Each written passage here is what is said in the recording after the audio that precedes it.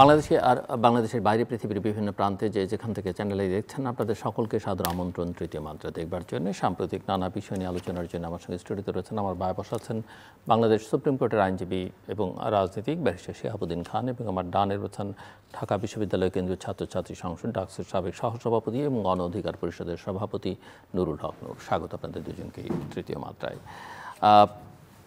বিভিন্ন রাজনৈতিক দলের বিরুদ্ধে এখন অভিযোগ করছে, নানা ষড়যন্ত্রের অভিযোগ। কেউ কেউ বলছেন যে আগামী নির্বাচন সংঘাতময় হতে পারে, নির্বাচন বানচালের ষড়যন্ত্রের কথা কেউ কেউ বলছেন যে রাজনৈতিক দলগুলো মুখিয়ে আছে একে অপরের সঙ্গে যুদ্ধ করবার জন্যে। পরিস্থিতিটা এরকম একটা অবস্থার মধ্যে দাঁড়িয়েছে। তো আমি একটু আপনাদের দুজনের কাছ থেকে বুঝতে চাই যে আপনারা আসলে কি দেখছেন সামনের দিনগুলো বাংলাদেশের রাজনীতির জন্য, যেখানে ফেব্রুয়ারিতে নির্বাচন হবার কথা, যেখানে কোনো দল ইতিমধ্যেই নির্বাচনী মাঠে আছে, কোনো দল নানা দাবি নিয়ে এগুচ্ছে যে এটা না হলে নির্বাচন হবে না, ওটা না হলে নির্বাচন হবে না। কোনো দল আবার নির্বাচনী প্রক্রিয়ার বাইরে সরকারই রেখেছে, কেউ নিজেরা অদৃশ্যমান নয়। ব্যারিস্টার।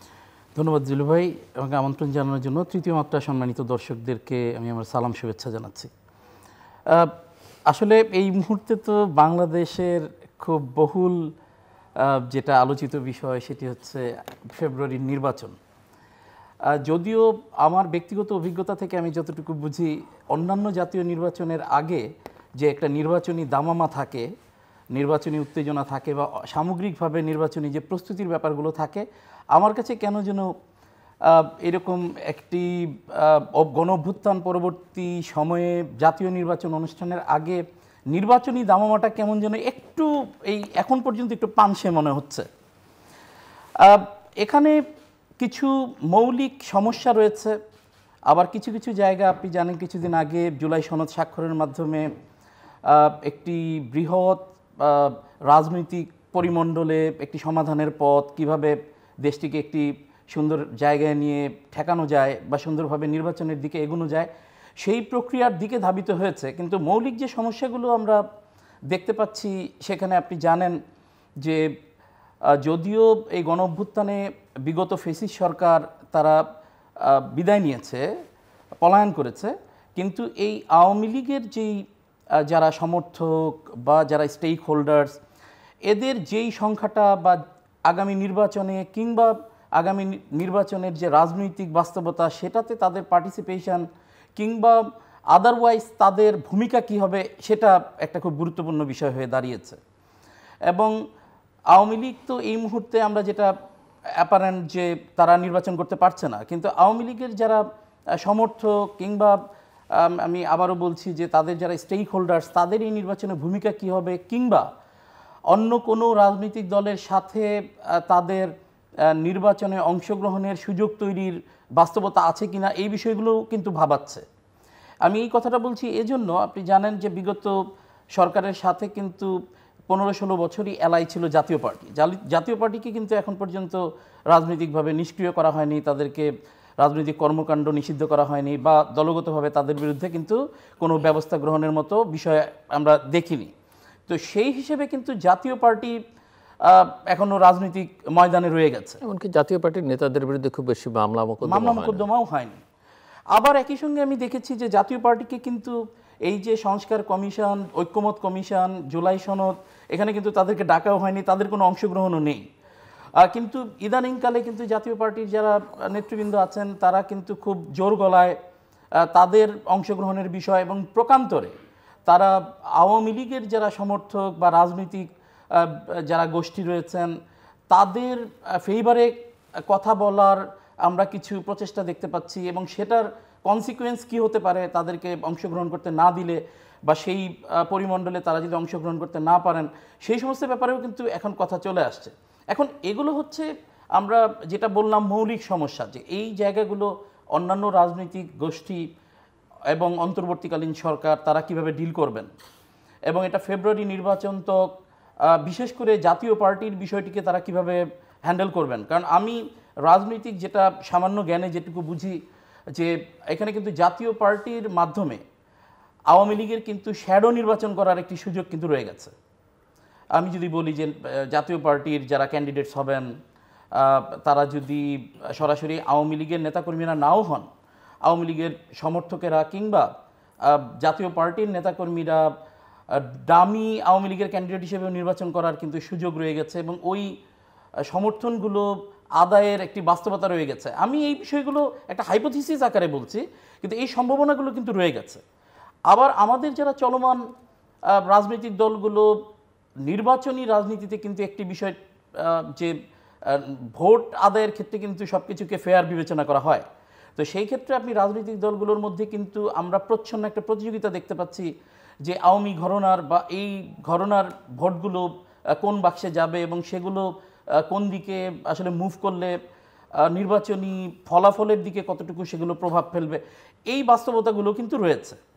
তবে একটি আশার বিষয় হচ্ছে যে যেই বিষয়টা নিয়ে একটি দোলাচল চলছিল সেটি হচ্ছে, যদিও আমি এটাকে খুব এই জুলাই সনদটার স্বাক্ষর করাটাকে আমি খুব এটার যেহেতু আইনগত ভিত্তি এই মুহূর্তে আমি খুব দেখতে পাচ্ছি না, এটার একটা নৈতিক ভিত্তি রয়েছে এবং যেহেতু একটা গণ অভ্যুত্থান পরবর্তী সময়ে অনেক কিছু ঘটে গেছে, অনেক ভালো কিছু ঘটার সম্ভাবনা আকাঙ্ক্ষা আমাদের প্রত্যাশা ছিল যেগুলো হয়নি, কিন্তু অন্তত মোটা দাগে সবগুলো রাজনৈতিক দলকে নিয়ে সামনের দিনটা কীরকম হবে সেটার একটা আমরা পথনির্দেশ হয়তো বা এই জুলাই সনদ স্বাক্ষরের মাধ্যমে দেখতে পেয়েছি। তো এটির মাধ্যমে আমরা একটা বিষয় অন্তত পরিষ্কার হয়েছি যে অন্তর্বর্তীকালীন সরকার এই মুহূর্তে অন্তত তারা ফেব্রুয়ারিতে নির্বাচন করবার ব্যাপারে খুব সম্ভবত তারা তাদের অবস্থানে অনড় রয়েছেন এবং সেই প্রক্রিয়া চালু রয়েছে।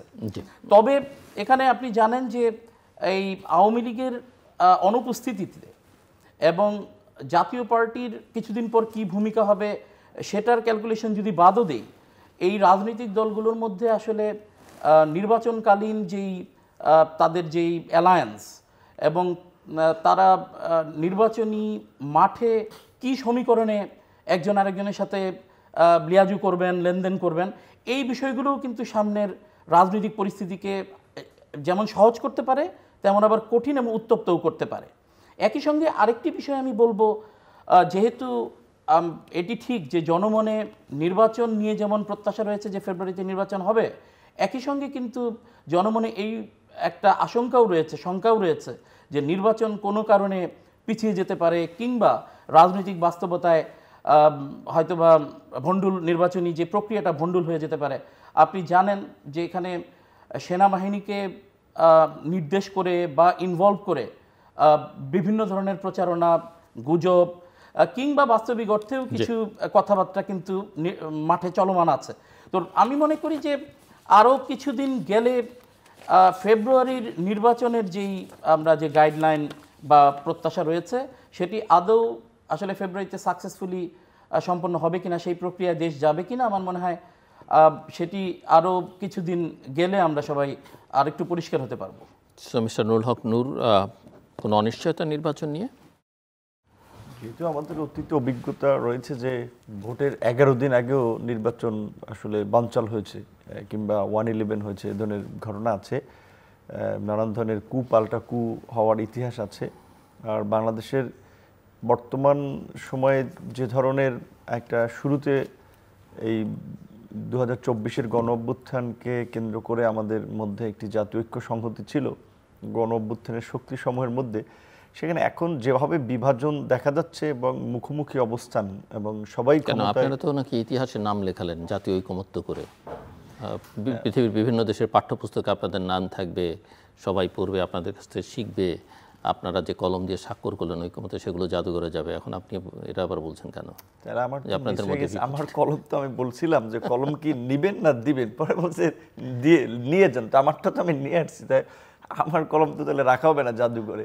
তো এটা একটা ভালো এক্সাম্পল, এটা একটা ভালো করার সুযোগ থাকতে পারে ভবিষ্যতে যদি, হ্যাঁ হতে পারে না, একটা ভালো প্র্যাকটিস ছিল যে ধরেন এই যে জাতীয় ঐকমত্য কমিশনে প্রায় 31টা দল ও জোট এবং বিভিন্ন শ্রেণী পেশার কিছু প্রতিনিধি যারা মিলে বিভিন্ন সংস্কার বিষয়গুলো নিয়ে আলাপ আলোচনা করে এবং শেষ পর্যন্ত নোট অফ ডিসেন্ট সত্ত্বেও বেশ কিছু বিষয়ে যে একমত হয়েছে। এবং ধরেন এখন যদি সংসদ নির্বাচন হয়, এই দলসমূহ এই নেতাদের অনেকেই এমপি হবেন না, সংসদেও যাবেন না, আবার গণপরিষদ নির্বাচন বাংলাদেশে হয় কিনা সেটা জানা যায় না, কিন্তু এইটা একটা গণপরিষদের মতোই কাজ করেছে। সেই জায়গা থেকে এটা একটা নতুন প্র্যাকটিস, অবশ্যই এটা ইতিহাসের পার্ট, সেটা ভালো মন্দ সফল ব্যর্থতা কিন্তু একটা ইতিহাসের পার্ট হয়েছে। কিন্তু নির্বাচন নিয়ে যেটা হচ্ছে যে অনেকের মধ্যে যেটা সন্দেহ সংশয়, এবং আমি লক্ষ্য করছি এটা সচেতন মহল খুব ভালোভাবেই আসলে এটা অনেকেই এই সন্দেহ প্রকাশটা করছেন যে ইলেকশনটা শেষ পর্যন্ত ফেব্রুয়ারিতে যথাসময়ে হয় কি না। অনেক সামরিক বিশ্লেষক, রাজনৈতিক বিশ্লেষক, সাংবাদিক বিভিন্ন প্রোগ্রামে একবার জোরে সোরেই বলছেন যে ফেব্রুয়ারিতে নির্বাচনের আলামত তারা দেখেন না। আমরা সবসময় তো নির্বাচনের জন্য মুখিয়ে আছি, একটা রাজনৈতিক দলের নেতৃবৃন্দ তারা নির্বাচন হলে সংসদে যাবেন কিংবা তাদের কর্মী। আপনারা নির্বাচনের জন্য মুখিয়ে আছেন, কিন্তু তথ্য উপদেষ্টা সম্প্রতি বলেছেন যে আপনারা রাজনৈতিক দলগুলো সংঘাতে জড়াবার জন্য মুখিয়ে আছেন। এখন রাজনৈতিক দলগুলো সংঘাতে জন্য রেডি, এবং এর মধ্যে যদি রিলিজিয়ানের একটা এলিমেন্ট যোগ করে দেওয়া যায় তাহলে বাংলাদেশের পরিস্থিতি ভয়ঙ্কর হবে বা খুব খারাপ হবে, এটাও মাহফুজ বলছে। এখন উপদেষ্টার পদে থেকে এইটা বলাটা তো আসলে কতটুকু তার আপনার ভারতের পরিচয়, কতটুকু তার আসলে দায়িত্বের পরিচয় দিয়েছেন সেটা তিনি জানেন। কারণ যখন প্রধান উপদেষ্টা বারবার ন্যাশনাল না ইন্টারন্যাশনাল ফোরামে বলছেন ফেব্রুয়ারিতে ইলেকশন হবে, তো ইলেকশনের আগে তো আইন শৃঙ্খলা পরিস্থিতি তাদেরকে নিয়ন্ত্রণে আনতে হবে, নির্বাচনের জন্য একটা কনজেনিয়াল অ্যাটমসফিয়ার ক্রিয়েট করতে হবে।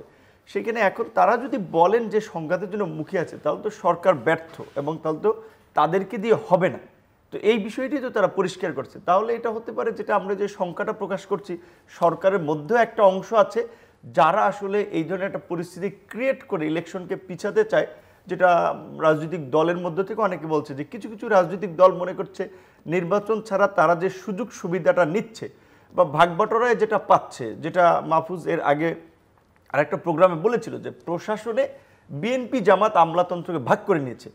তো ধরেন এখন নির্বাচন হলে তো বিএনপি জামাত দুইটা দল ক্ষমতা আসবে না, একটা দল আসবে, কিংবা এখন এনসিপি একটা অনিবন্ধিত দল হয়েও কিংবা সদ্য জন্মগ্রহণ একটা নিউবর্ন বেবির মতো 1 বছরও পূর্ণ হয়নি, সেটা সরকারের যে গুরুত্বটা পাচ্ছে যে আপনার বিএনপি জামাত তারপরে 3 নম্বরে মিটিং করলে তাদেরকে ডাকে বা তারা যায়, সরকারের কাছে তাদের সেই অ্যাক্সেস আছে। এলজিএডির মতো সরকারের উন্নয়নের কেন্দ্রবিন্দু একেবারে ইউনিয়ন পরিষদ পর্যন্ত যেটা কানেক্টেড একটা মিনিস্ট্রি এনসিপির উপদেষ্টাদের আছে। তথ্য মন্ত্রণালয়ের মধ্যে যেটা গণমাধ্যম কিংবা মিডিয়া থেকে শুরু করে এই সাইটটা যেটা একটা ন্যারেটিভ বা একটা বয়ান তৈরি করে একটা প্রচার যন্ত্র, সেটা তাদের হাতে আছে। এখন যদি নির্বাচন হয় সেটা তারা কি এলজিডি একটা এমপি হইতে পারে কিনা অনেক যেহেতু সেটা সন্দেহ, যদি বিএনপি বা জামাত কারোর সাথে জোট না করে, তাহলে এটা তো পরিষ্কার যে কিছু কিছু দল নির্বাচন না হলেও সুযোগ সুবিধা লাভ করতেছে, গুরুত্ব পাচ্ছে। নির্বাচনটা হলে তাদের এই গুরুত্বটা থাকবে না। সুতরাং কিছু কিছু রাজনৈতিক দলও যেমন চাচ্ছে না নির্বাচনটা হোক, পিছাক, সেটার জন্য বিভিন্ন অজুহাত ক্রিয়েট করছে, জনগণকে একটা আইওয়াশ কিংবা ব্লাব দিচ্ছে, বিভিন্ন ইস্যু বলে, কিন্তু প্রকৃত অর্থে তাদের উদ্দেশ্য নিজেদের ধান্দা হাসিল করা। এবং সরকারের মধ্যে একটা অংশ মনে করছেন ফ্ল্যাগ নিয়ে ঘুরতেছে, সে জীবনে এমপি কিংবা উপদেষ্টা হইতে পারত কিনা সেটা সন্দেহ ছিল।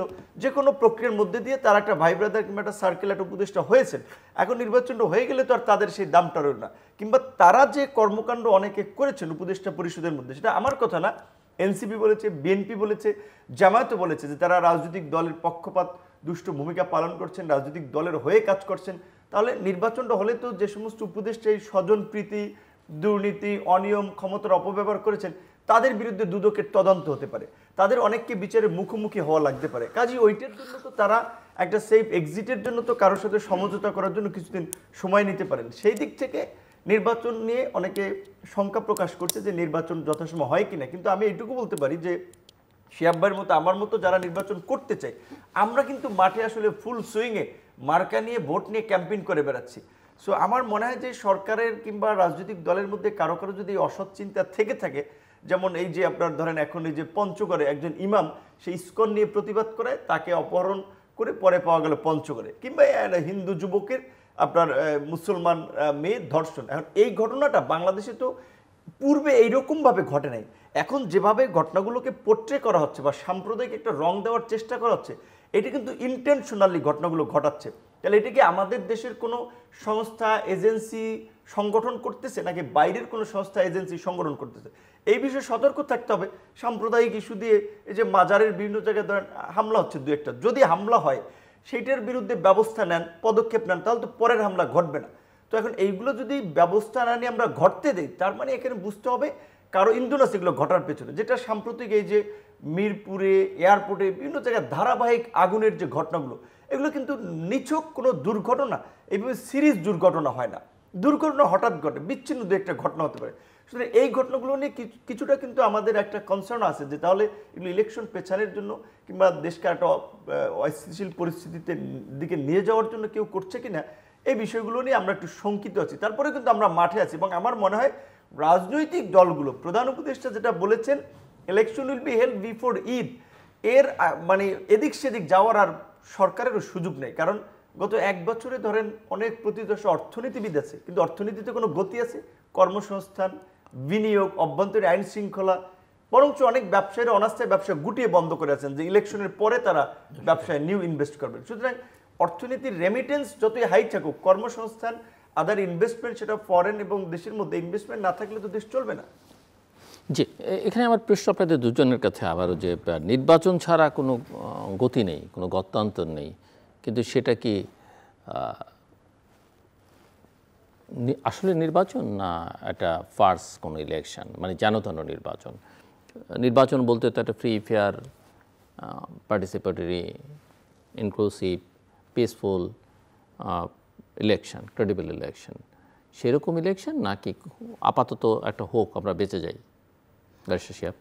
জিলু ভাই দেখেন, এই জুলাই গণঅভ্যুত্থানের পরে কিন্তু জন আকাঙ্ক্ষার জায়গাটা কিন্তু এটাই যে 3টি নির্বাচনে মানুষ ভোট দিতে পারে নাই, তারা আকাঙ্ক্ষাগুলো কিন্তু তৈরি হয়েছে যে বৈষম্যের জায়গা, অন্যায় অবিচার, গুম খুনের বাইরে আসলে ডেমোক্রেটিক একটি রাষ্ট্রে এবং নির্বাচনের কিন্তু আরেকটা দিক আছে, একটা প্রতিযোগিতাপূর্ণ নির্বাচনের বিষয় আছে। হ্যাঁ, ওইটাই আমি বলছিলাম যে এই গুম খুন অন্যায়ের বাইরেও একটি গণতান্ত্রিক রাষ্ট্রে নাগরিকের গণতান্ত্রিক যেই তার অধিকার চর্চার মূল জায়গাটি হচ্ছে নির্বাচন। আসলে মোটা দাগে যদি আমরা বলি, তার পার্টিসিপেশনটা ভিজিবল হয় নির্বাচনের দিকে। তো জন আকাঙ্ক্ষাটা কিন্তু ওইরকমই আছে যে একটি পার্টিসিপেটরি, পিসফুল এবং সত্যিকারের নির্বাচন অনুষ্ঠিত হবে। আমি আমার বক্তব্যের শুরুতে একটু আগে বলেছিলাম যে এবারের কিন্তু জাতীয় নির্বাচনটা যেইভাবে আসলে এটার মানে আমেজটা যেরকম হওয়ার কথা ছিল, এখন পর্যন্ত কিন্তু সেই আমেজটা নেই। এবং রাজনৈতিক দলগুলোর মধ্যে যে নির্বাচন কেন্দ্রিক যে বিভিন্ন আলাপ আলোচনা বা জোট কিংবা বিভিন্ন বিষয়ে যে আমরা আলাপ আলোচনাগুলো শুনি, এগুলো কিন্তু একটি পানসে ধরনের নির্বাচন হয়ে যাওয়ারও কিন্তু একটি সম্ভাবনা রয়েছে। অর্থাৎ এখানে কিন্তু আপনি কারা কাদের সাথে জোট করবে, সেক্ষেত্রে বিরোধী দল যদি শক্তিশালী না হয় একপক্ষীয় নির্বাচন হয়ে যাওয়ার কিন্তু সুযোগ রয়েছে। আবার আরেকটি বিষয় আছে, যেই প্রক্রিয়াটা আমি মনে করি যে শুরু হয়েছিল কিন্তু ফেল করেছে, সেটি হচ্ছে এই যে ওই যে নূর বলেছে যে নব্য যারা ভূমিষ্ঠ শিশু, এই যে এনসিপি দলটি তো গঠন করার পেছনে কিন্তু আমরা সেই সময় আলোচনা করেছি যে একটি কিংস পার্টি গঠনের সেই প্রক্রিয়াটা কিন্তু আমরা ভিজিবল ছিল। যদিও তারা তাদের নিজস্ব কৃতকর্মের কারণে রাজনৈতিক বাস্তবতায় তারা ধোপে টিকেনি, রাজনৈতিক দল হিসেবে শক্তিশালী হিসেবে দাঁড়াতে পারেনি। কিন্তু আমি তো প্রচ্ছন্নভাবে দেখেন, আমি এই যে জাতীয় ঐক্যমত কমিশনে এনসিপি একটি অনিবন্ধিত দল, তাকে এনসিপির প্রতিনিধি হিসেবে যে ডাকলো, ওই দলের প্রতিনিধি হিসেবে যে নিয়ে গেল, এটাই তো একটা বড় বৈষম্য। এনসিপি হবার আগেও কিন্তু এনসিপিকে ডাকা হয়েছে। এখানে যদি বলতো যে বৈষম্য আন্দোলনের নেতা হিসেবে তাদের 2-3জনকে এখানে জাতীয় ঐক্যমত্যে তারা স্টেক হোল্ডার, তারা এই সময় আলাপ আলোচনা করবে, এটার একটা যুক্তি মেনে নেওয়া যায়। কিন্তু এই যে রাজনৈতিক দলের প্রতিনিধি হিসেবে তাদেরকে নিয়ে যাওয়া, তো এটা তো একটা একদম ক্লিয়ার ব্ল্যাটন একটা ফেভার এবং তাদেরকে সুযোগ তৈরি করে দেওয়ার প্রক্রিয়া। এর আগে জাতিসংঘের সফরেও নিয়ে গেছে। এই যে লজ্জাজনক বিষয়। তো আমরা তো এগুলো দেখেছি। দেখেন, আমরা যেটা বলছিলাম যে এই সমস্ত কারণে কিন্তু আপনার এই প্রশ্নটা খুবই প্রাসঙ্গিক। আমরা যদি জুলাই গণঅভ্যুত্থান পরবর্তী সময়ে আওয়ামী লীগকে এখনও আমরা অনুশোচনা করতে দেখিনি, তাদেরকে দলগতভাবে ভুল স্বীকার করা কিংবা আদারওয়াইজ তাদের কৃতকর্মের জন্য আনুষ্ঠানিক কোনো ব্যাখ্যা, এগুলো কিন্তু আমরা পাইনি। যদি আমরা আওয়ামী লীগ দলকে রাজনৈতিক এই প্রক্রিয়ায় বা নির্বাচনে অংশগ্রহণের বিষয় নাও থাকে, যেটা বলছেন যে আমরা সেটাও কোন প্রক্রিয়ায় করব, এবং এখানে আসলে আওয়ামী লীগের যারা সমর্থক আছেন কিংবা যারা বিভিন্নভাবে ছড়িয়ে ছিটিয়ে আছেন, যারা হয়তো বা দুষ্কর্মের সাথে জড়িত না কিংবা সরাসরি যারা রাজনৈতিক কর্মকাণ্ডের সাথে জড়িত না, এরাও তো বিভিন্ন জায়গায় বিভিন্ন কারণে, রাজনৈতিক কারণে হয়তো বা তাদের নিজের জায়গায় না থাকতে পারা, কিংবা তারা রাজনৈতিকভাবে বিভিন্ন প্রক্রিয়ার মধ্যে দিয়ে যাচ্ছেন, এই যে একটি স্ট্যাবিলিটি নিয়ে আসা। আদারওয়াইজ তো আমি মনে করি যে বাংলাদেশে এমন অনেক অঞ্চল আছে যেখানে নির্বাচনের দিন নির্বাচন অনুষ্ঠান করা অনেক ক্ষেত্রে ডিফিকাল্ট হয়ে যেতে পারে। কারণ আমরা যে সমীকরণ দেখছি, যেই পরিমাণ আইন শৃঙ্খলা বাহিনী এক একটা কেন্দ্রে থাকবার যে পরিসংখ্যান আমরা পাচ্ছি, সেই সমস্ত জায়গায় কিন্তু এই ভয় কিন্তু থেকে যাচ্ছে। এবং আপনি যদি একটি নির্বাচনে বেশ কিছু কেন্দ্রে বা বেশ কিছু আসনে যদি এই ধরনের ভণ্ডুল অবস্থা বা আমরা যদি অপ্রীতিকর অবস্থা দেখি, সেই ক্ষেত্রে কিন্তু নির্বাচনের যে সামগ্রিকভাবে এটার যে গ্রহণযোগ্যতা সেটি কিন্তু প্রশ্নবিদ্ধ হওয়ার সুযোগ আছে। আমি এই জায়গাটায় ফেইলিউরের পুরো কৃতিত্ব দিব এই অন্তর্বর্তীকালীন সরকারকে। আমাদের বিভিন্ন রাজনৈতিক দলের এটা হতে পারে যে দায়িত্বশীল কিছু জায়গায় ভূমিকার অভাব থাকতে পারে, কিন্তু এই যে অন্তর্বর্তীকালীন সরকার, তারা যেই জন আকাঙ্ক্ষা বাস্তবায়নের স্বপ্ন দেখালেন, তারা এই একাধিক অনেকগুলো সংস্কার কমিশন করলেন, এবং আপনি দেখলেন যে জাতীয় ঐক্যমত্য কমিশনের একদম শেষে এসে নোট অফ ডিসেন্ট তো থাকবে, এটা গণতান্ত্রিক প্রক্রিয়ায় থাকা স্বাভাবিক, কিন্তু এটার কিন্তু জনগণ এটার কিন্তু স্টেক হোল্ড হতে পারেনি। এই যে সংস্কার প্রক্রিয়ায় কিন্তু জনগণকে একাত্ম করা যায়নি। আপনি দেখবেন যে বিভিন্ন রাজনৈতিক দলের প্রতিনিধিদেরকে নিয়ে তারা করেছেন, কিন্তু আমরা কিন্তু এই সংস্কারগুলো নিয়ে আমরা কিন্তু মাঠ বৈঠক দেখিনি, জনগণের অপিনিয়ন নেওয়ার বিষয়গুলো দেখিনি। আমি এই জায়গায় কিন্তু আমি ব্যক্তিগতভাবে যেই এই সময়ে গণভোট গ্রহণের যে একটা দাবি রয়েছে, সেটার আমি বিপক্ষে, কিন্তু এই যে সংস্কার প্রক্রিয়ায় মানুষের আসলে সত্যিকার অর্থে আকাঙ্ক্ষা কি, চাওয়া কি, সেটাও তো এই প্রক্রিয়াটাও কিন্তু এই অন্তর্বর্তীকালীন সরকার সম্পন্ন করেননি। তারা বিভিন্ন সময় শুধু রাজনৈতিক দলগুলো নিয়ে, এবং তারা পিক অ্যান্ড চুজ হোক, অনেকগুলো কমিশনের যারা যেই কনস্টিটিউশনস করেছেন, যাদেরকে নিয়ে বডি গঠন করেছেন, সেগুলো নিয়েও বিতর্ক রয়েছে। আমি এই পর্যায়ে শুধু এইটুকু বলবো যে এই অন্তর্বর্তীকালীন সরকারের এই যে ব্যর্থতা এই সংস্কারের নামে, এই ব্যর্থতাটা আমি মনে করি আলটিমেটলি এই যে আমাদের যেই মূল আকাঙ্ক্ষা যে একটি সুন্দর নির্বাচন করে অন্তর্বর্তীকালীন সরকার বিদায় নেবে, এখানে একটি শঙ্কায় পরিণত হয়েছে। এবং তারা যদি সংস্কারের কাজটিকে প্রায়োরিটি দিয়ে যে জায়গায় আসলে সত্যিকারের সংস্কার করা সম্ভব, কিছু জায়গায় কমিটমেন্ট নেওয়া সম্ভব, যেটা আমি বললাম যে এই সরকারের তো ওই ক্যাপাসিটি নেই যে তারা সংস্কার বাস্তবায়ন করবেন। কাগজে কলমে আপনি কমিটমেন্ট নিতে পারেন, যেটা এই জুলাই সনদের মাধ্যমে হয়ে গেছে, কিন্তু এই যে অযথা যে সময়ক্ষেপণ, এবং এই সময়ক্ষেপণের মধ্যে আপনি দেখলেন যেই ইনস্টিটিউশনসগুলোর সংস্কার, পুলিশের সংস্কার, এগুলোর আমরা কিন্তু কোনো কিছুর কি বলে সফলতা দেখতে পাইনি। কিন্তু এর মধ্যে কিন্তু সময় গড়িয়ে গেছে অনেক, এবং রাজনৈতিক দলগুলোর মধ্যে বিশ্বাস অবিশ্বাস দ্বন্দ্বের তৈরি হয়েছে। এবং নূর একটু আগে বলছিল যে যেইভাবে জুলাই গণ অভ্যুত্থানে রাজনৈতিক দলগুলো একাত্ম হয়ে যেই জন আকাঙ্ক্ষা প্রতিফলনের জন্য তারা কমিটমেন্ট করেছিলেন, আমরা কিন্তু সেই জায়গার থেকে অনেকটা দূরে সরে গেছি। দেখেই কিন্তু আমরা অনেক কিছু নিয়ে যেটা আমাদের আকাঙ্ক্ষার মধ্যে রয়েছে, আশার মধ্যে রয়েছে, কিন্তু একই সঙ্গে আমরা শঙ্কায় ভুগি। মিস্টার নূর, না এখানে ধরেন আমরা নিশ্চয়ই আপনার এই প্রোগ্রামে এসেও 2-3 বার কথা বলেছিলাম, আপনিও জানেন যে আমরা বলছিলাম যে সংস্কার যেগুলো করতে চায় সেগুলো কিন্তু এত বিশাল কর্মযজ্ঞ, এত কিছুর প্রয়োজন হতো না। শুরুর দিকে সরকার দায়িত্ব নেওয়ার পরে যদি আপনারা সব রাজনৈতিক দলগুলোকে ডেকে একটা কমিশন করে তাদের উপস্থিতিতে যে পুলিশ এবং জনপ্রশাসনে আমরা এই পরিবর্তনগুলো করতে চাই, আপনাদের কোন দলের কী আপত্তি, আপত্তি অনাপত্তি নিয়ে ওখানেই নোট করে ফেলতে পারতো। কিন্তু আমরা বিচার বিভাগকে এইভাবে স্বাধীন করতে চাই, এইভাবে একটা ডায়লগ করে এখানে কিন্তু প্রক্রিয়া চাইলে ওপেন ডায়লগের মাধ্যমে এগুলো শেষ করে দেওয়া যেত। সর্বোচ্চের জন্য সময় প্রয়োজন হতো 1 মাস।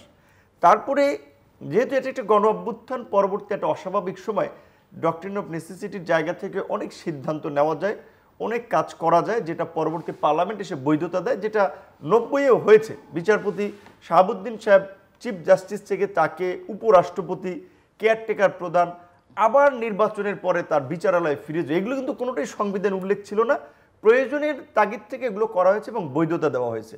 একইভাবে জিয়াউর রহমানের সময়ও এরশাদের সময়ও অনেকগুলো আপনার সংবিধানের সংশোধনীকে বৈধতা দেওয়া হয়েছে। তো যে বিষয়গুলো আমাদের এসেনশিয়াল ছিল চাইলে প্রথম 2 থেকে 3 মাসে সেগুলো বাস্তবায়ন করা যেত। প্রথম 2 থেকে 3 মাসে রাজনৈতিক দলগুলো যতটা সফট হয়ে ডিসকাস করতো, এক জায়গায় পৌঁছতো, পরবর্তীতে কিন্তু এটা আর সম্ভব হয় না, এটা বাস্তব। যেমন দেখেন প্রথম 3 মাস কিংবা 6 মাসও যদি ধরি, সরকারের প্রতি যে আকাশচুম্বী মানুষের সমর্থন ছিল, সে সময় বলতে হয় যে ধরেন আমরা এই আপনার ডিবির কার্যালয়ে এই জুলাই গণ অভ্যুত্থানে যখন আমরা অ্যারেস্ট ছিলাম, তখন আমাদের একজন শুভাকাঙ্ক্ষী খাবার দিতে গেছে, তার কাছে শুনছি তার বাবার মাধ্যমে, তার বাবার সাথে সে দেখা করে খাবারটা দিয়ে সে বলেছে জিল্লুর ভাই বলতেছে ভালো, তার টকশোতে চালাইতেছে, নুরুল কবিরও তার প্রোগ্রামে গেলে কথাবার্তা বলতেছে, আসিফ নজরুল কিছু। তো এই 3 জন ব্যক্তি যে আমরা টেলিভিশনে কি আলাপ আলোচনা হয়, পত্রপত্রিকায় কি লেখে, যমুনায় একটু কথাবার্তা হয়, আর এগুলো টেলিভিশনে এগুলো দেখায় না, আন্দোলন টান্দোলন, সেসব আপনার কথা আপনার প্রোগ্রামের কথা বলছে, পাশাপাশি নুরুল কবির ভাই আসিফ নজরুল স্যারের কথা রেফারেন্স বলতো। তো আমি দেখছি যে এই গভর্নমেন্টের শুরু থেকে তারা শুধু এখানেই আসতেন, অন্য কোথাও তখন রাইট, এবং ইনক্লুডিং মি মাঝখানে আমরা অনেক জায়গায় ব্ল্যাক লিস্টেড ছিলাম, অনেকে ভয়ে ডাকতো না, ডিজিএফআই কিংবা সরকারের বাধা বিঘ্ন আছে কাজে, সে সময় আপনার এখানে এসে মাঝে মাঝে একটু কথা বলতাম, সেটা আমি একাধিক প্রোগ্রামে বলেছিলাম। এবং আসিফ নজরুল, নুরুল কবির ভাই তো নাই, অন্য জায়গায় যেত না। এই কথাটা বললাম এই কারণে যে আমি লক্ষ্য করছি যে এই সরকারের দায়িত্ব নেওয়ার পরে আপনি কিছু বিষয়ে সমালোচনা করছেন, যেটা আমার তখন মনে হতো জিল্লুর ভাই কি বলতেছে, কিন্তু এখন দেখি যে মিলে যাচ্ছে। তো এখন আমি যেটা বলছিলাম, এই যে সংস্কার প্রয়োজন আমরা সবাই চাই, সেটাতে এত জটিল করে শেষ পর্যন্ত তো ঐক্যমতে পৌঁছানো গেল না। তো আপনি সংস্কার করবেন ঐক্যমতের ভিত্তিতে। আমরা যদি প্রধান উপদেষ্টার ভাষণ ধরি, উনি কিন্তু বলেছিলেন যে যতখানি ঐক্যমতে পৌঁছানো যায় আমরা কেবলমাত্র ততটুকুই করব। ওইভাবে তো আপনি কখনোই রাজনৈতিক সিদ্ধান্ত নিতে পারবেন না, কিছু না কিছু ডিফারেন্স থাকবেই। তারপরে জুলাই সনদ স্বাক্ষর হলো, কিন্তু শেষ পর্যন্ত এইটা নিয়ে একটা বিতর্কের সুযোগ হলো যে যাদেরকে গভর্নমেন্ট পৃষ্ঠপোষকতা করে পার্টি কিংস পার্টি হিসেবে দাঁড় করালো, তো তারা স্বাক্ষরই করলো না। তাহলে এটা কি হলো? তারা আবার সরকারের নিয়োগকর্তা। হ্যাঁ, যেখানে প্রধান উপদেষ্টা বলছিলেন যে ছাত্ররা আমার নিয়োগকর্তা, এবং ছাত্রদেরকে রাজনৈতিক দলের দাবির মুখে পত্রপত্রিকা আপনি দেখেছেন, প্রথম আলোর মতো পত্রিকা তথ্য সহকারে প্রকাশ করেছে। প্রধান উপদেষ্টা, আমরাও যেটা ভাষা জানতাম যে জাতিসংঘ সফরে যাওয়ার আগে 2 উপদেষ্টাকে, 2 ছাত্র প্রতিনিধির উপদেষ্টা যারা আছেন তাদেরকে পদত্যাগ করার জন্য বলেছিলেন, যে এই সেপ্টেম্বরের লাস্টের শেষের দিকে হলে তারা যেন পদত্যাগ করে। এখন পর্যন্ত তারা পদত্যাগ করে নাই। এর মধ্যে প্রশাসনকে নির্বাচনের জন্য যেভাবে প্রস্তুত করা দরকার সেই আলামত আমরা দেখতে পাচ্ছি না। সেই কারণে নির্বাচন নিয়ে যে অনিশ্চয়তাটা, এই কারণে কিন্তু অনেকে অনিশ্চয়তার দিকে খুঁজে পায়।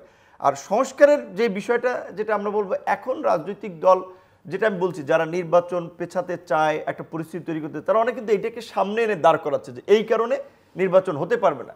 কিন্তু এখন কি 2টা ভোট করার বাস্তবতা আসলে আছে, একটা গণভোট করার এবং একটা জাতীয় নির্বাচন করার। এবং এটা তো আমাদেরকে ভাবতে হয়, গণভোট করতে গিয়ে এটা যদি হিতে বিপরীত হয় তাহলে তো জাতীয় নির্বাচন আর হবে না। তো কাজে আমরা তো এখন ওই জাতীয় নির্বাচনকে অনিশ্চিত করার জন্য এই মুহূর্তে গণভোটের আরেকটা যদি দিকে যাই, সেটা তো আরেকটা ক্রাইসিস তৈরি করবে। সেই কারণে আমরা কিছু রাজনৈতিক দল অনেকে একমত হয়েছে যে একই সাথে জাতীয় নির্বাচনের সাথে একটা গণভোট হতে পারে, এবং দিন শেষে এই গভর্নমেন্ট যাই করুক না কেন, সেটা শেষ পর্যন্ত একটা পার্লামেন্ট কি বৈধতা দিতে হবে। আপনারা কি এটা আলাপ করেছেন যে গণভোটটা কিসের ভিত্তিতে হবে? মানে গণভোট আমরা জানি ইয়েস নো বলবে, তো আপনি কি জুলাই সনদ সমর্থন করেন না কি করেন না এরকম? এখন এইখানে প্রক্রিয়াটা এরকমই যে এই যে রাষ্ট্র সংস্কারের বিষয়, জুলাই সনদে ধরেন 80-84টা বিষয় আছে, এবং আপনারা রাজনৈতিক দলগুলো সেটা একমত হয়েছেন, কিন্তু আপনারা রাজনৈতিক দলগুলো, আপনার দল বা বিএনপি বা জামাত, তো আমার প্রতিনিধিত্ব, আমি একজন সিটিজেন হিসেবে বলছি, করেন না। এখন আপনার 84টা বিষয়ের মধ্যে আমি হয়তো আপনাদের সঙ্গে ঠিক আছে 80টা বিষয়ই একমত, 4টা বিষয় একমত না। আমার সাধারণ মানুষ, সাধারণ ভোটার সেটা কিভাবে বোঝাবে? মানে আপনি যা বলবেন, বিএনপি যা বলবে, জামাত যা বলবে, বা অন্য পার্টি, সব পার্টি মিলে যা বলবেন সেটাই আমাকে মানতে হবে, সেটা তো না। এখন এইখানে ধরেন, এবং আপনারা নির্বাচিত না, আমি ধরে নিলাম আপনারা 51% ভোট পেয়ে নির্বাচিত হয়েছেন, ঠিক আছে, আপনার একটা রাইট তৈরি হলো, সেই রাইটও তো আপনার নাই।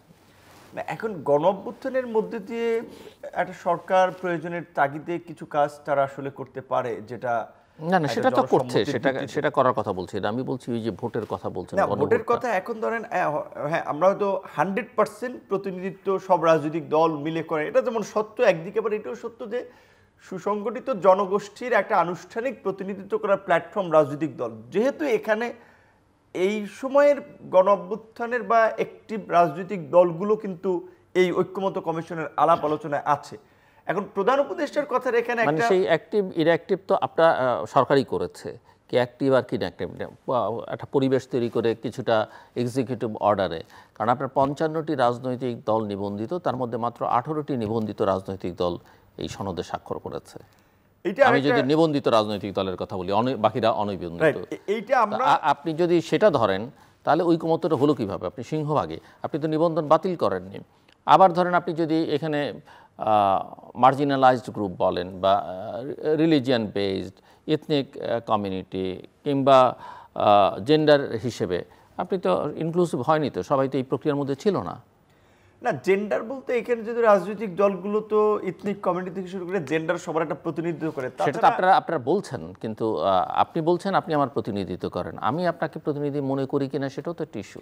সেটা তো কোনোভাবে প্রমাণিত হয়নি যে ওইভাবে ইভেন বিএনপিও বলতে পারে না, দাবি করতে কোশ্চেন পারে করলে না। তো কিছুটা বিতর্ক থাকে, সেটা এড়ানোর সুযোগ নাই। কিন্তু একই সাথে আবার এই কমিশনগুলো শুরুর দিকে কিন্তু রাজনৈতিক দলের পাশাপাশি বিভিন্ন স্টেক হোল্ডারদের সাথে বসেছিল, তাদেরও লিখিত একটা প্রস্তাব এমনকি সম্ভবত ওয়েবসাইটে নাগরিকদের জন্য ওপেন করেছিল যে ওই কমিশন সম্পর্কে তাদের মতামতগুলো দেওয়ার ক্ষেত্রে। সেই ক্ষেত্রে কিছুটা নাগরিকদেরও সশরীরে অংশগ্রহণের সুযোগ ছিল। তো আমি যেটা বলতে চাই যে এখানে আমরা যে বিষয়টি বলছি যে আপনার এখানে আপনি যেটা বলছেন এটা একটা গুরুত্বপূর্ণ কোশ্চেন, এবং এটা একসময় ইতিহাসেও অবশ্যই এইভাবে আলোচনা হবে যে 55টি নিবন্ধিত দল, সেখানে 18টি দল স্বাক্ষর করেছে।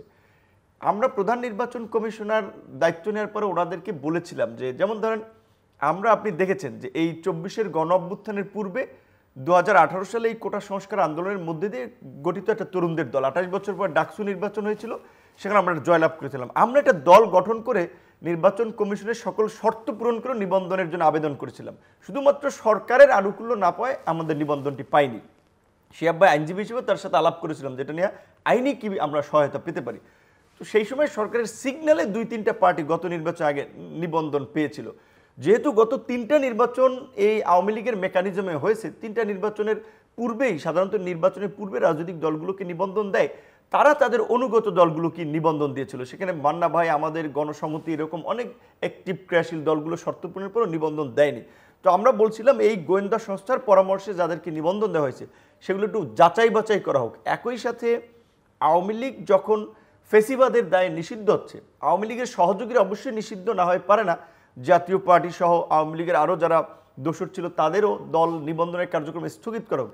সেইটা নির্বাচন কমিশনও করে নাই, সরকারও করে নাই। কারণ এখানে সরকার একটা লুকোচুরি খেলছে। একদিকে যেমন আওয়ামী লীগের মিছিল ধাওয়া করতেছে, আরেকদিকে জাতীয় পার্টি আবার তার কার্যালয়ের সামনে সমাবেশ করতেছে, প্রোগ্রাম করতেছে, আবার আওয়ামী লীগের আরেক নেতার বাসায় রাষ্ট্রদূতরা মিটিং করতেছে।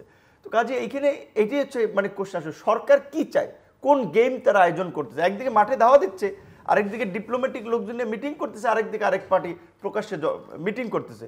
তো সেই ক্ষেত্রে এই প্রশ্ন তো সরকারকে, এই সময়ের যারা দায়িত্বপ্রাপ্ত কমিশন থেকে শুরু করে অন্তর্বর্তী সরকারকে জবাব দিতে হবে। এক সময় ইতিহাস এই প্রশ্নের উত্তর খুঁজবে যে 55টি নিবন্ধিত দলের মধ্যে 18টি দল স্বাক্ষর করেছে, অধিকাংশ দল করেনি। এই দায় সরকারের। এবং এই যে সংস্কারের আসলে এই যে মঞ্চটাকে এইভাবে করে শেষ পর্যন্ত একটা গুরুত্বহীন করলো। কারণ এইখানে ওই আমরা যেটা বলেছিলাম আলাপ আলোচনা শেষে সরকার যদি একটা নির্বাহী অধ্যাদেশ দিত কিংবা এটা জাতির সামনে ঘোষণা করতো যে এখানে আলাপ আলোচনার ভিত্তিতে তারা এই সিদ্ধান্তটা নিয়েছেন। কারণ আমরা কিন্তু বলেছি যে আমরা আলাপ আলোচনার পরেও যেহেতু কিছু কিছু বিষয়ে একমত আসতে পারছি না, আমরা কমিশনকে এই বিষয়ে একটা কনসেনসাসে পৌঁছানোর জন্য আমরা দায়িত্ব দিয়েছি। সেইটা না করে তারা স্বাক্ষরের অনুষ্ঠান করলেন। এবং এখানে এই অংশ এই আপনার প্রথমত হচ্ছে অনেক দল অংশগ্রহণ করে নাই বা সুযোগ হয় নাই তাদের, আবার যারা করেছে তারাও সবাই স্বাক্ষর করলো না। সেই দিক থেকে এটা অবশ্যই যে জুলাই এই সনদের ভিত্তিটা আমরা একদিকে আইনি ভিত্তি চাচ্ছি, আবার তার জনভিত্তিটা কিছুটা হলেও বিতর্ক হচ্ছে বা ডিভিশন দেখা যাচ্ছে, এটা আমাদের প্রত্যাশিত ছিল না। তো এখন আমরা যেটা মনে করি যে এখন শেষ পর্যন্ত পার্লামেন্টের উপরই ডিপেন্ড করতে হচ্ছে। এবং শিহাব ভাই যেটা বলেছে যে রাজনৈতিক দলগুলোরই একটা কমিটমেন্ট থাকতে হবে, যে নৈতিকভাবে দায়বদ্ধ থাকতে হবে যে তারা এই গণঅভ্যুত্থানের স্পিরিটকে ধারণ করে এই সংস্কারগুলো তারা বাস্তবায়ন করবেন। রাজনীতিবিদরা অনেক সময় ভুল করে, আপনিও ভুল করেছেন। আপনার কলমটা অ্যাটলিস্ট জাদুঘরে থাকলেও চলতো এটা সেটা তো আপনি miss করেন। কলম রাখার মধ্যে বিধান, ওই যে স্যার প্রথম ঘোষণার মতো সে বলছে যে যতটুকু আমরা ঐক্যমতে পৌঁছবো ততটুকু হবে, ওইটা তো একটু চেঞ্জ হয়েছে, কলম জাদুঘরে রাখবে না আমাদের, তাহলে আমাদের কলম আপনি বুঝে ফেলেছেন। আমার কাছে জিল্লুর শিহাব, ভাই- আমি আপনি কন্টিনিউ করবেন, বাট আমি একটা প্রশ্ন হচ্ছে কোন ধরনের সরকারের অধীনে নির্বাচন, এটা নিয়ে তো অনেক বিতর্ক এখন। তত্ত্বাবধায়ক সরকার ইস্যুটা অ্যাপিলেট ডিভিশনে হিয়ারিং হচ্ছে। আমি একটু এটার ভবিষ্যৎ বা এখান থেকে কি আসতে পারে বলে মনে হয় আমি একটু বুঝতে চাই, কারণ ঐকমত্য কমিশনে মিস্টার নুররা এই বিষয়ে ঐকমত্যে পৌঁছেছেন, হাইকোর্টে তত্ত্বাবধায়ক সরকার এবং রেজিস্টার করার তত্ত্বাবধায়ক বিষয়ে সরকারের রায় ব্যাপারে এসেছে। কারোর নোট অফ ডিসেন্ট নাই। আমার জানা মতে নেই। না, সবাই একমত একমত হয়েছে। হয়েছে। এবং নির্বাচন তত্ত্বাবধায়ক সরকারের অধীনে করারও আলাপ আলোচনাটা হয়েছে। আমার কাছে জিল্লু ভাই এই যে জুলাই সনদ স্বাক্ষরের এটাকে সত্যি কথা আমার কাছে সেরেমোনিয়াল মনে হয়েছে। আমার কাছে মনে হয়েছে এই অন্তর্বর্তীকালীন সরকার প্রথমে কোনো একটি সংস্কার কমিশন গঠনের সময় জনগণের যে উত্তেজনা ছিল, এটা নিয়ে যে আলাপ আলোচনা ছিল, জুলাই সনদ নিয়ে আসলে ওইভাবে আমি ব্যক্তিগতভাবে জনগণের মধ্যে ওই ভাইবটা পাই নাই। অর্থাৎ তারা যেটাকে বলে যে আসলে শেষটা ভালো হলো না আর কি। এটার জুলাই সনদটা যেই উত্তেজনায় বা যেই অংশগ্রহণে, যেই উন্মাদনায় এটার আসলে মানে এর সেরেমনিটা হতে পারত, আমি তো মনে করি যে ওই সময় ল্যাপস হওয়ার কারণে এবং ওই ধরনের গতি প্রকৃতি না রাখতে পারার কারণে, এবং আমি মনে করি যে এই সরকার নির্বাচনের আগে তাড়াহুড়ো করে আসলে তারা একটি গণঅভ্যুত্থান পরবর্তী সরকার, তাদের জনগণ ক্ষমতা দিয়েছে, তারা তাদের যে দায়সারা দায়িত্ব বুঝিয়ে দেওয়ার যে বিষয় যে আমরা রাজনৈতিক দলগুলোকে নিয়ে একটি জুলাই সনদ স্বাক্ষর করলাম, এই প্রক্রিয়াটা আমার মনে হয় যে সম্পূর্ণের দিকে তারা বেশি ফোকাস ছিলেন। না হলে আমি তো মনে করি যে এই জুলাই সনদ নয়, শুধু আরও অনেক কিছুই ভবিষ্যতে প্রশ্নবিদ্ধ হবে, আইনগতভাবেও প্রশ্নবিদ্ধ হবে, নৈতিকভাবেও প্রশ্নবিদ্ধ হবে। নূর খুব সুন্দরভাবে বলেছে যে এই যে আপনি সংস্কারের কথা আমরা বলছি, তো এই সরকার এই যে এতগুলো এই যে পকেট নিবন্ধিত রাজনৈতিক দল, তো তাদের তো কোনো ভেরিফিকেশন না করে এই দলগুলোর সত্যিকারের অস্তিত্ব আছে কিনা, নিবন্ধনের যোগ্যতা সম্পন্ন কিনা, যদি নিবন্ধনের যোগ্যতা সম্পন্ন হয়, তাদের যদি রাজনৈতিক অ্যাক্টিভিটিস থাকে, তাহলে তাদেরকে কেন এই কমিশনে আনা হবে না, জুলাই সনদে কেন তাদের স্বাক্ষর অনুষ্ঠানে আনা হবে না, এই বিষয়গুলো তো আসলে সাধারণ যুক্তি দিয়ে আসলে বোঝার বিষয়। এবং অবশ্যই এই বিতর্কটি কিন্তু আমি মনে করি যে ভবিষ্যৎ সময়ে এটি অনেক এম্বারাস করবে, অনেক কিছুকেই এম্বারাস করবে। এখন আপনি যেই প্রশ্নটি করেছেন যে কোন সরকারের আন্ডারে নির্বাচন হওয়ার যে বিষয়, হ্যাঁ এটা ঠিক যে এই উপস্থিত আমরা জানি না আসলে নিষ্পত্তিটা কিভাবে হবে, না এটা আপনি জানেন যে অ্যাপিলেট ডিভিশন কি সিদ্ধান্ত দিবে, ইতিমধ্যে কিছু আলাপ আলোচনা হয়েছে যে বাংলাদেশের এখন যে আমরা কিছু বিষয় আছে যে রাজনৈতিক পরিমণ্ডলে যে হাওয়া বা যেই আমরা যে পঞ্চদশ সংশোধনীতে আসলে যেই তত্ত্বাবধায়ক সরকার বাদ দেওয়ার যেই প্রক্রিয়ায় বাদ দেওয়ার আমরা যেই ইনস্ট্যান্সটা দেখেছি, ওইটার প্রতিও বিচার বিভাগের কিংবা আসলে সমগ্র দেশের মানুষেরই যেই মনোভাব, সেদিক থেকে তো আসলে তত্ত্বাবধায়ক সরকারের বিকল্প পদ্ধতি বাংলাদেশে নির্বাচনকালীন সময়ে আসলে এই মুহূর্তে ভাববার সুযোগ নেই। আমরা যদি পঞ্চদশ সংশোধনীর যে মামলার শুনানি যেটা হচ্ছে আপিল বিভাগে, সেটি যদি ফেভারে থাকে, অর্থাৎ তত্ত্বাবধায়ক সরকারের ফেভারে থাকে, আবার এরপরেও আপনি জানেন যে আপিলের পরে একটি রিভিউয়ের বিষয় আছে, অর্থাৎ আমি এগুলো প্রক্রিয়াগত বিষয় বলছি। আবার আরেকটি বিষয় আছে যে আপনি এটা তো সংবিধানে পঞ্চদশ সংশোধনীর মাধ্যমে তো বাতিল করা হয়েছে, আদালতের রায়ের মাধ্যমে সরাসরি কিন্তু সংবিধানে সেটা পুনরুজ্জীবিত হবে না, অর্থাৎ সেই সংশোধনীটি বাতিল ঘোষণা হবে আদালতের রায়ের মাধ্যমে, সংবিধানে কিন্তু সেটা সন্নিবেশ করাতে হলে আবার সেই পার্লামেন্টের কনসেন্ট লাগবে।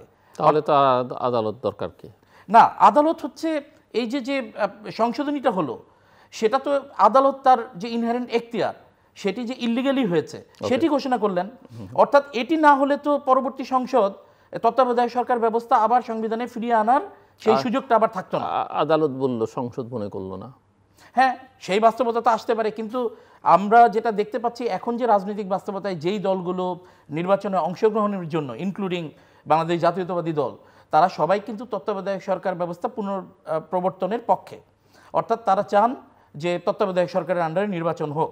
আপনি জানেন ইতিমধ্যে যে অন্তর্বর্তীকালীন সরকারের প্রধানের সাথে আমাদের জাতীয়তাবাদী দলের একটি প্রতিনিধি দল মহাসচিব সহ তারা দেখা করেছেন, এই বিষয় নিয়ে আলাপও হয়েছে, যে নির্বাচনকালীন সরকারের বিষয় নিয়েও আলাপ হয়েছে। কারণ আপনি জানেন যে এই অন্তর্বর্তীকালীন সরকারের বিভিন্ন কার্যক্রমের মধ্যে আমরা কিন্তু এর ডায়াগ্রাম, এর আসলে কতটুকু পেরিফেরির মধ্যে তারা কাজ করছেন এটা কিন্তু চিহ্নিত করা খুব কঠিন।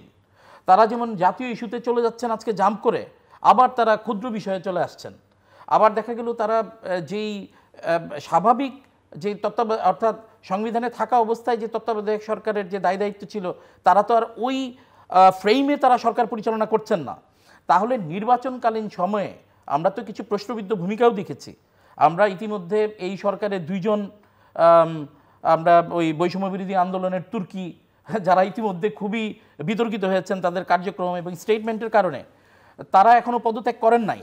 তাহলে যদি তফসিল ঘোষণার পর এই ফ্রেমেই যদি গভর্নমেন্ট থাকে তাহলে সেটার কিছু সংশয় শঙ্কা তো রাজনৈতিক দলগুলোর মধ্যে থাকতেই পারে। অর্থাৎ লিমিটেড জায়গায়ও যদি তারা এফেক্ট ফেলতে পারেন সেটাও তো একটি শঙ্কার বিষয়, এবং সুষ্ঠু নির্বাচনের জন্য বা লেভেল প্লেয়িং ফিল্ড আসলে নিশ্চিত করবে কিনা সেই প্রসঙ্গটা তো আসছে। এখন প্রশ্ন আসতে পারে যে তাহলে কি এই যদি আপিল বিভাগ এটার তত্ত্বাবধায়ক সরকারের পক্ষে রায় দেয় তাহলে এই অন্তর্বর্তীকালীন সরকারের পরপর নির্বাচনকালীন সময়ে কি তত্ত্বাবধায়ক সরকার গঠন সম্ভব? হ্যাঁ, তত্ত্বাবধায়ক সরকারের গঠন করে নির্বাচন সম্ভব, কারণ যেই প্রক্রিয়ায় অন্তর্বর্তীকালীন সরকার গঠন হয়েছে সেই একই প্রক্রিয়ায় তত্ত্বাবধায়ক সরকারও গঠন করা সম্ভব।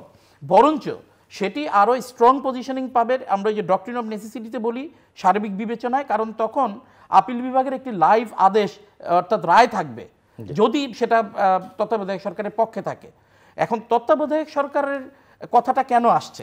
তত্ত্বাবধায়ক সরকারের বিষয়টা যদি আসে, আপনি জানেন আমাদের সংবিধানের তত্ত্বাবধায়ক সরকারের যে 3 মাসের বিধান, তাদের কার্যক্রমের কিছু লিমিটেশনস আছে।